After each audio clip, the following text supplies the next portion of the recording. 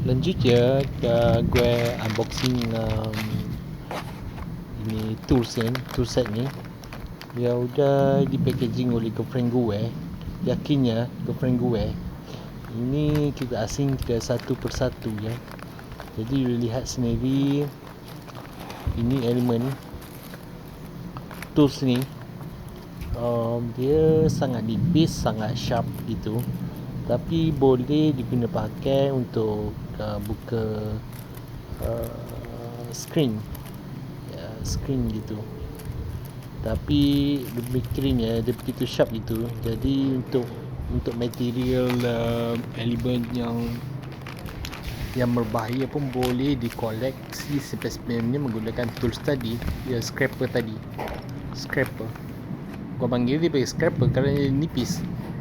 Yang ini pun ada, kita boleh consider sebagai spatula juga kan. Spatula. Gua panggil ni sebagai spatula kerana boleh dikoleksi material elemen yang berbahaya juga. Tapi boleh diguna pakai untuk bidang elektronik. Ini juga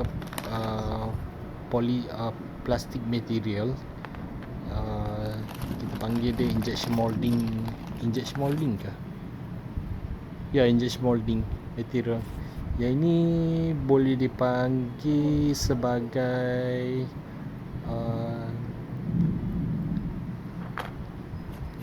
clipper.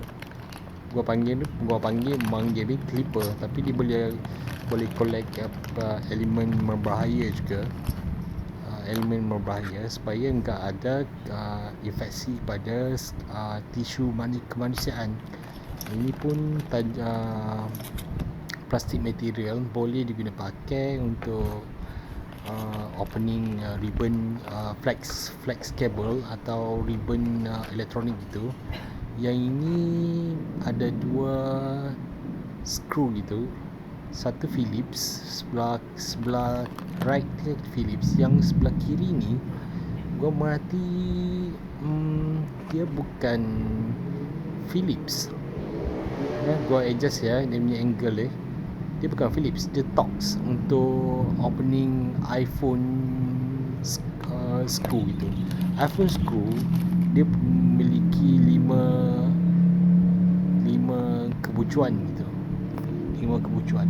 Yang ini pun consider tajam banget. Ini consider Philips, tapi nanti gua discuss dia punya dari segi length dia. Jadi gua buka lagi satu. Ini merupakan plastik material. Bentar.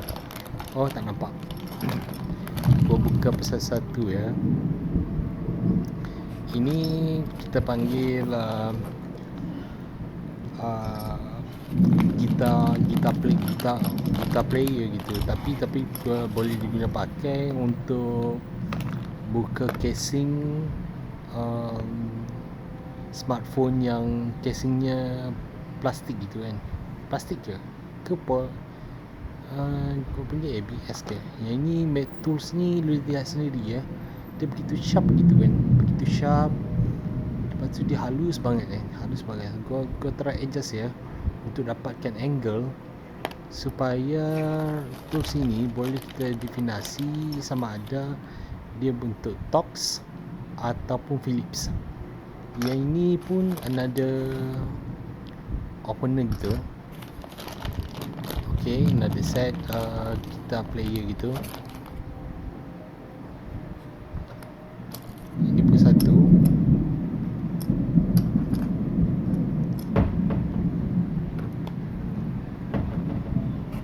Okay, ada 5 set guitar player. Tapi gitar player ni, gitar player ini merupakan vacuum untuk suck surface, flat surface, terutamanya glass. Tapi boleh aja diguna pakai untuk nipple. Kelakar banget. Kerana dia ada one pair vacuum suction gitu. Ngerti? Tapi gua test pada material NEC tu. NEC ini gua buat lapik je. Lapik ke untuk buat kerja berat banget. NEC kita enggak guna pakai. Yang ni lu lihat sendiri, ini Philips. Begitu halus banget kan. Halus je. Ini Philips ya. Philips screwdriver. Go adjust sekali. Kita tengok betapa sharp ya. Kan nampak tu ada 4 angles tu. 4 angle.